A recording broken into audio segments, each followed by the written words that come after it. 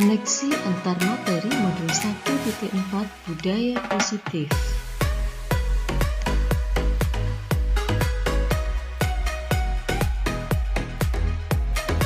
Assalamualaikum warahmatullahi wabarakatuh.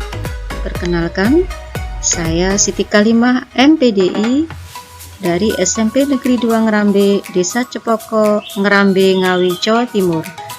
Calon guru penggerak angkatan 5 tahun 2022.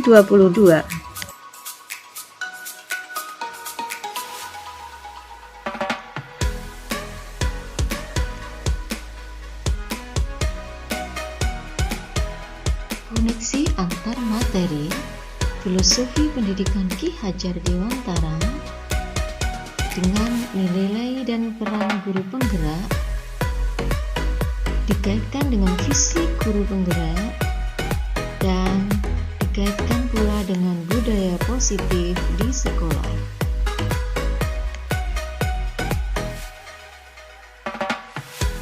Koneksi antar materi Filosofi Pendidikan Nasional Ki Hajar Dewantara adalah tujuan filosofi pendidikan nasional KHD adalah menuntun segala kodrat yang ada pada anak agar mereka mencapai keselamatan dan kebahagiaan yang setinggi-tingginya baik sebagai manusia dan sebagai anggota masyarakat.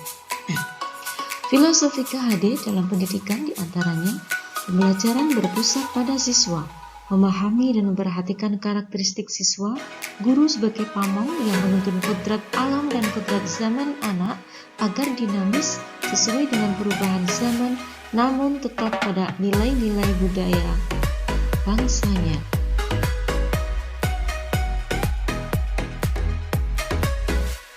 Koneksi antara Filosofi Pendidikan Nasional Ki Hajar Dewantara dengan nilai dan peran guru penggerak adalah untuk mencapai tujuan filosofi pendidikan nasional KHD tersebut, seorang guru penggerak harus memiliki dan memahami nilai-nilai guru penggerak dan memahami peran guru penggerak agar mampu menerapkan nilai-nilai tersebut dan mampu melakukan peran sebagai guru penggerak di sekolah dalam rangka mencapai tujuan filosofi pendidikan KHD dan profil pelajar Pancasila. Adapun nilai-nilai yang harus dimiliki sebagai guru penggerak adalah mandiri, reflektif, inovatif, kolaboratif, dan berpihak pada murid. Peran guru penggerak adalah menjadi pemimpin pembelajaran, menjadi coach bagi guru lain, mendorong kolaborasi, mewujudkan kepemimpinan murid, dan menggerakkan komunitas praktisi. Koneksi antara nilai-nilai dan peran guru penggerak dan visi guru penggerak adalah untuk mewujudkan perubahan pada komunitas sekolah, seorang guru penggerak harus memahami visi guru penggerak yang disebut sebagai visi murid impian dan strategi yang tepat dalam mencapai visi tersebut sesuai dengan filosofi KHD dan nilai-nilai profil pelajar Pancasila. Dalam mewujudkan visi dan proses perubahan harus secara kolaborasi dengan komunitas sekolah dan perlu sebuah pendekatan atau paradigma, yakni disebut Appreciative Inquiry atau AI. Appreciative Inquiry atau AI sebuah pendekatan manajemen perubahan yang kolaboratif dan berbasis kekuatan dengan langkah-langkah metode tahapan Bagja sebagai pendekatan di dalam pengelolaan perubahan positif di sekolah untuk mencapai visi. Apa itu Bagja? Bagja adalah sebuah model manajemen perubahan yang merupakan akronim dari B. Buat pertanyaan utama. A. Ambil pelajaran. G. Gali mimpi. C. Jabarkan rencana. Kemudian yang terakhir A. Atur eksekusi.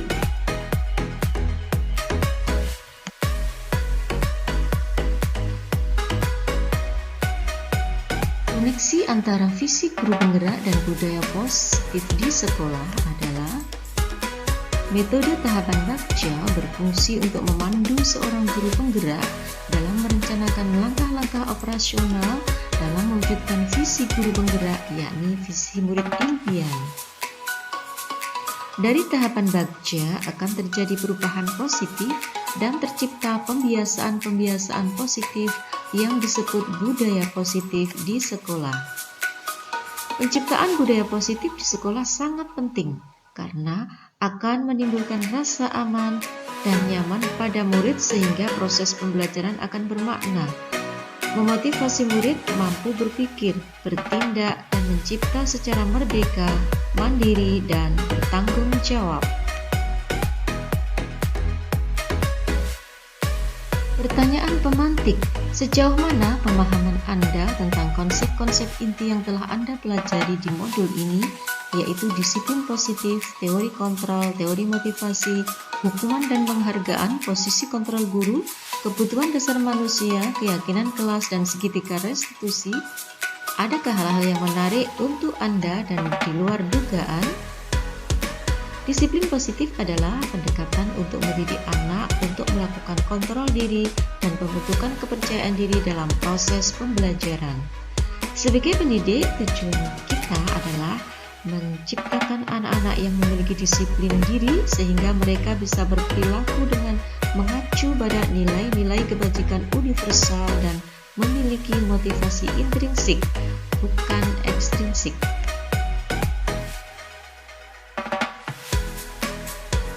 Teori kontrol. Bagaimana seseorang bisa berubah dari paradigma stimulus respon kepada pendekatan teori kontrol? Menurut Stephen R. Covey 91 mengatakan bahwa jika kita ingin membuat kemajuan perlahan, sedikit-sedikit ubahlah sikap atau perilaku Anda. Namun bila kita ingin memperbaiki cara-cara utama kita, maka kita perlu mengubah kerangka acuan kita. Ubahlah bagaimana Anda melihat dunia, bagaimana Anda berpikir tentang manusia. Ubahlah paradigma Anda, skema pemahaman dan penjelasan aspek-aspek tertentu tentang perilaku manusia.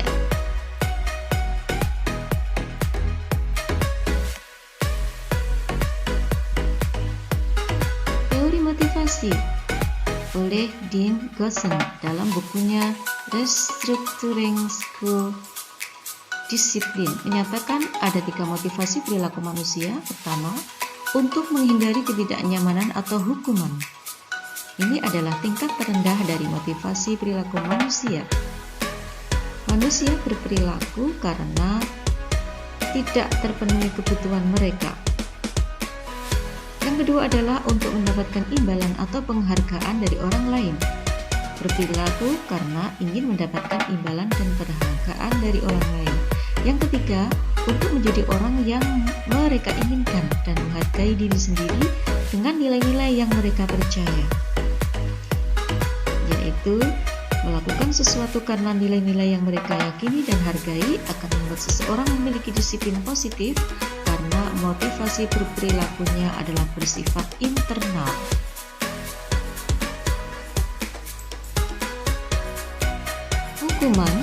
Hukuman bersifat tidak terencana atau tiba-tiba. Anak atau murid tidak tahu apa yang akan terjadi dan tidak dilibatkan.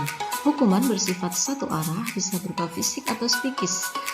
Anak atau murid disakiti oleh suatu perbuatan atau kata-kata. Penghargaan rangsangan dari luar agar melakukan sesuatu atau melakukan disiplin positif pada murid di sekolah.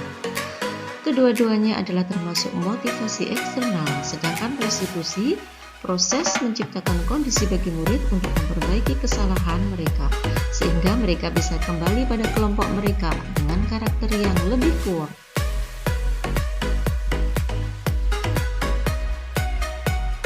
Posisi kontrol guru, memberi hukuman, pembuat rasa bersalah, teman, pemantau, dan manajer. Kebutuhan dasar manusia, bertahan hidup, kasih sayang dan rasa diterima, penguasaan, kebebasan, dan kesenangan. Segitiga restitusi terdiri dari menstabilkan identitas, validasi tindakan yang salah, dan menanyakan keyakinan kelas. Penerapan hukuman, restitusi, dan konsekuensi.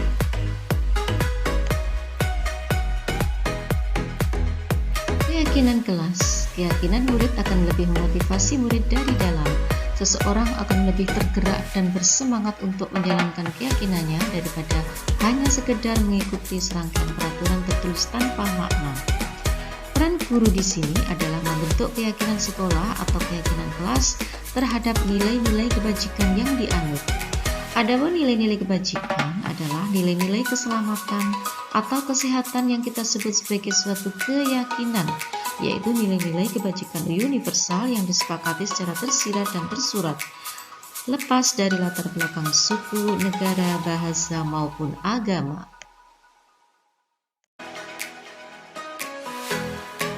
Perubahan apa yang terjadi pada cara berpikir Anda dalam menciptakan budaya positif di kelas maupun sekolah Anda setelah mempelajari modul ini?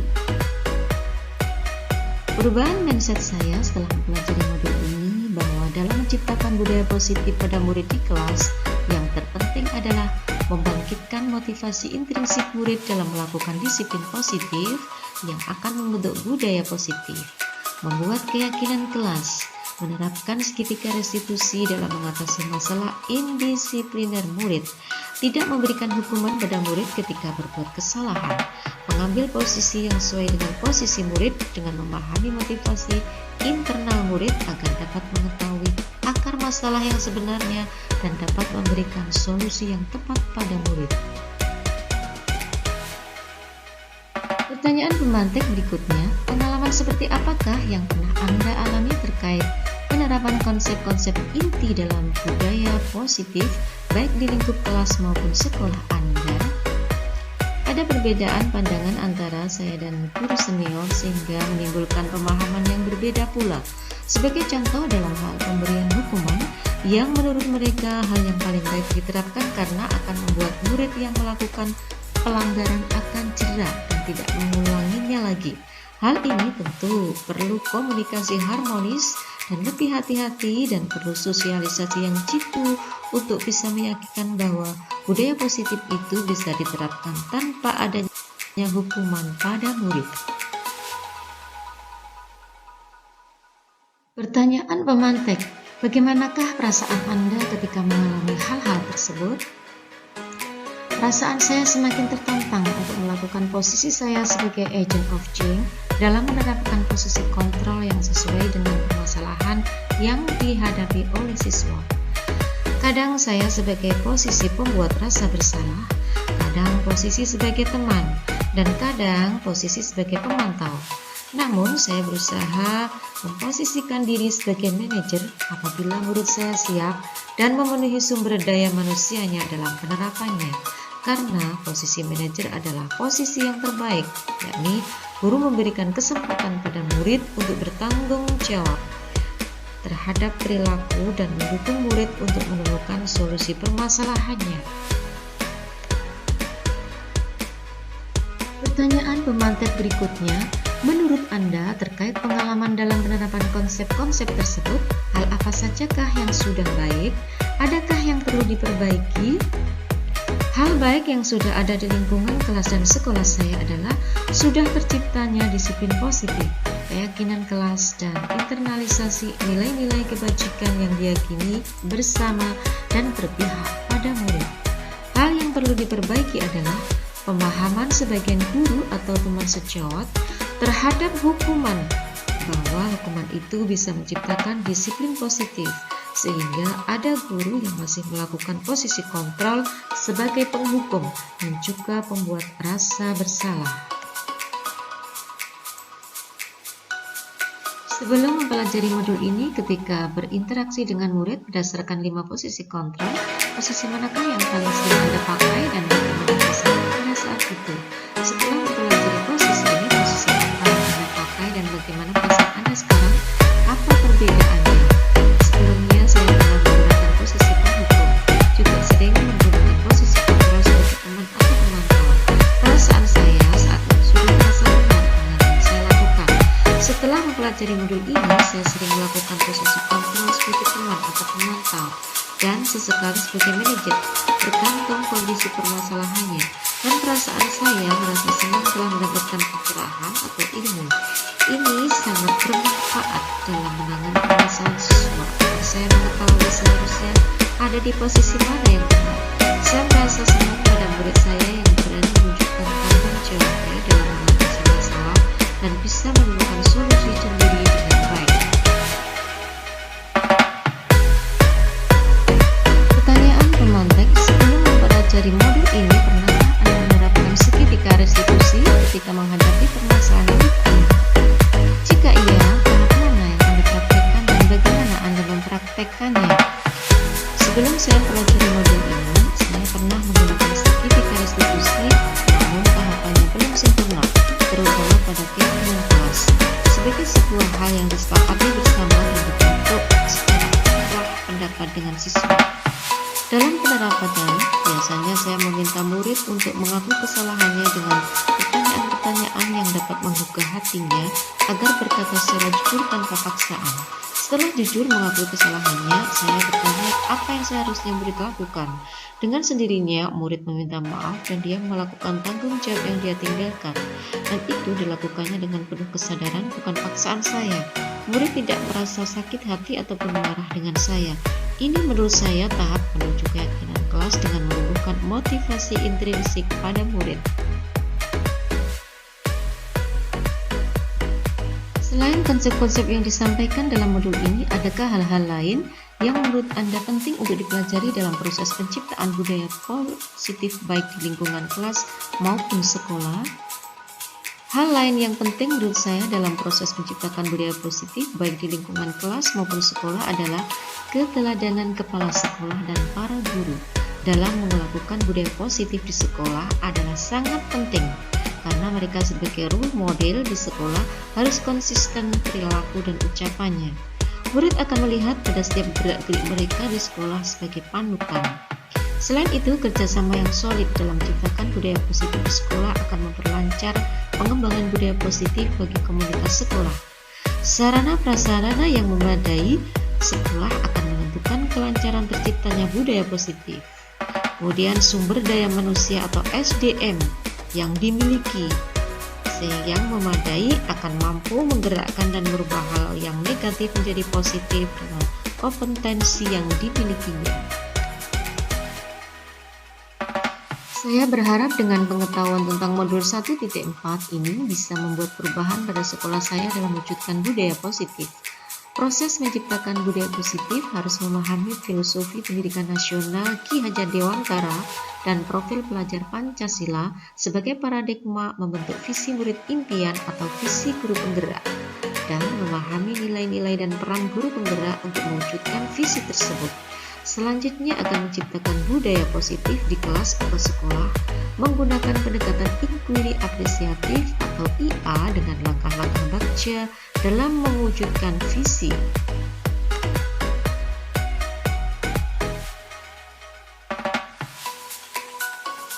Demikian koneksi antar materi modul 1.4. Semoga kita dapat mewujudkan budaya positif di sekolah kita masing-masing untuk mewujudkan murid yang merdeka, rasa aman dan nyaman dalam pembelajaran menuju profil pelajar Pancasila. Salam Guru Penggerak.